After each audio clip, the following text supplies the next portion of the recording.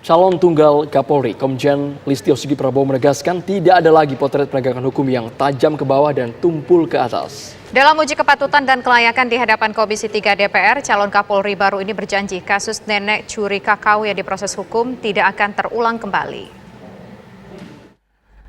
Tentunya banyak hal yang kami dapat. Ada saran, ada masukan, ada kritik, dan harapan tentang Polri ke depan. Bagaimana untuk tetap dapat mewujudkan rasa keadilan, menjadi organisasi yang transparan, dan tentunya potret-potret lain tentang kondisi saat ini yang harus diperbaiki. Tidak boleh lagi ada hukum hanya tajam ke bawah tapi tumpul ke atas. Tidak boleh lagi ada kasus nenek Minah yang mencuri kakao kemudian diproses hukum karena hanya untuk mewujudkan kepastian hukum.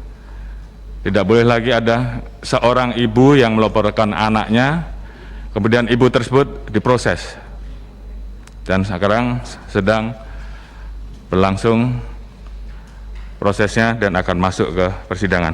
Hal-hal seperti ini tentunya ke depan tidak boleh lagi. Ataupun tentunya kasus-kasus lain yang mengusik rasa keadilan masyarakat. Betul, penegakan hukum harus dilakukan secara tegas, namun humanis.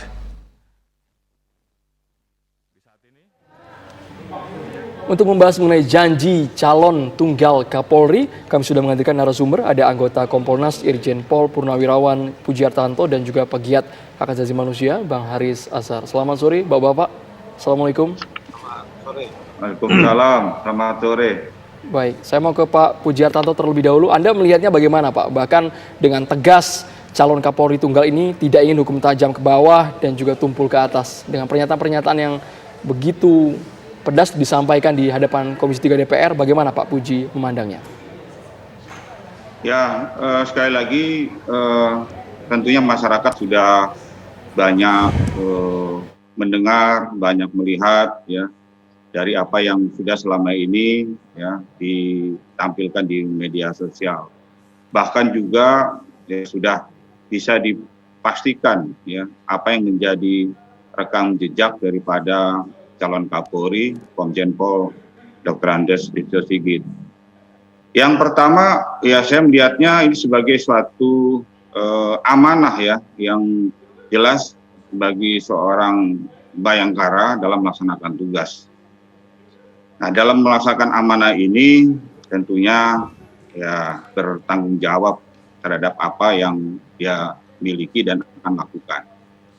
Seperti halnya tadi disampaikan janji seorang Kapolri. Yang pertama dalam hal penegakan hukum disampaikan tidak ada lagi ya penegak hukum yang tajam ke bawah kemudian tumpul ke atas. Ini sebetulnya oleh pimpinan-pimpinan Kapolri di wilayah yang sudah juga dilaksanakan. Hanya kadang memang timbul hal ekses ya, yang negatif. Kemudian hal yang kedua yang kemudian juga kita perlu simak dari apa yang disampaikan oleh calon Kapolri tadi, beliau mengedepankan namanya pendekatan soft approach, ya, yang dimana di sini mengutamakan problem solving, sehingga tidak lagi ada hal-hal yang kecil berkaitan tadi seperti nenek maling kakao kemudian dibawa ke sidang pengadilan. Nah, hal yang lain yang mungkin juga kita perlu perhatikan berkaitan dengan masalah hal yang disampaikan oleh calon Kapolri, yaitu keterbukaan, ya, di mana saya mendengar apa yang menjadi kebijakan, yaitu dengan memposisikan transformasi prediktif, ya, responsibilitas dan transparansi berkeadilan yang langsung dicanangkan oleh beliau, yaitu sebagai transformasi presisi. Artinya di dalam kebijakan suatu Ya, Ya, kita dapat poinnya Pak. Coba kita tanyakan lagi ke Mas Haris Azhar sebagai penggiat HAM. Dari catatan Anda ketika fit and proper test dari sejumlah statement-statement yang dikeluarkan, bagaimana Mas Haris? Tentunya ini adalah sesuatu statement yang sangat positif kan ya? Ya sebetulnya sih kalau pemaparan fit and proper test itu ya pasti baik-baik aja, ya kan? Dan juga pasti itu ada konsolidasi yang amat dahsyat di dalam Mabes Polri untuk membantu Pak Listio Sigit sebagai calon tunggal. Jadi gampang diprediksi dan itu sesuatu yang sebetulnya cukup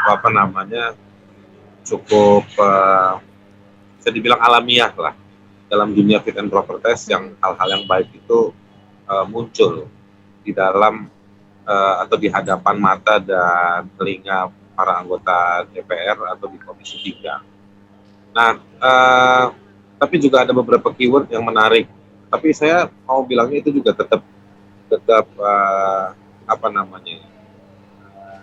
pintaran dari Pak Listio untuk memunculkan poin-poin tersebut. Namun kalau kita mau lihat problem di bawah, mudah-mudahan apa yang disampaikan Pak Listio itu bisa tiba, bisa benar. Ada banyak, misalnya saya dampingi teman LBH, teman-teman lawyer-lawyer di lapangan itu banyak dampingi orang yang dipidanakan yang seharusnya bisa diselesaikan dengan cara-cara yang nggak perlu dipidanakan lah. Ada peristiwa kan, tapi kadang-kadang nggak perlu dipidanakan, bisa diselesaikan. Nah, ini kami lihat bahwa banyak anggota polisi di tingkatan Polres itu yang memang menjadi alat kepentingan penguasa bisnis gitu. Nah, ini berani nggak mewujudkan statement-statement indah yang tadi dipresentasikan, yang juga sebetulnya itu dipresentasikan juga oleh banyak calon Kapolri sebelumnya. Tetapi memang dalam dunia fit and proper test biasanya ada keunggulan-keunggulan. Kalau Pak Tito dulu saya ingat dia akrobat, dalam presentasi saya menyebutnya akrobat ya, sebagai bahasa analogi, tentang kecerdasannya dia memaparkan soal sisi keamanan gitu. Pak Listio karena dia lama di soal Barreskrim, belakangan di Barreskrim, jadi dia juga pasti memainkan term-term sela-sela dalam soal penegakan hukum, bagaimana polisi dalam penegakan hukum itu mampu melakukan koreksi. Baik, kalau tadi Kita ingat banyak ada kasus kekerasan terhadap mahasiswa, terhadap kelompok oposisi. Nah, ini yang artinya bukan cuma melihat pembelahan atas dan bawah, tetapi juga harusnya tadi saya tidak melihat, atau saya merasa bahwa miss dalam soal tidak berani melakukan penegakan hukum dengan prinsip non diskriminasi. Bang Haris, kalau dari kelompok penguasa yang salah, berani nggak dilakukan penegakan hukum? Nah, itu hal-hal seperti itu juga penting. tapi kan harusnya dengan statement yang diungkapkan di Komisi 3 DPR ini sebagai bentuk wujud yang harus diimplementasikan setelah terpilih menjadi Kapolri nanti, bahkan akan mengedepankan aspek kemanusiaan yang disampaikan oleh Komjen Sigit ini. Sesaat lagi Bang Haris dijawab, kita harus jeda terlebih dahulu hanya di Kabar Petang pemirsa.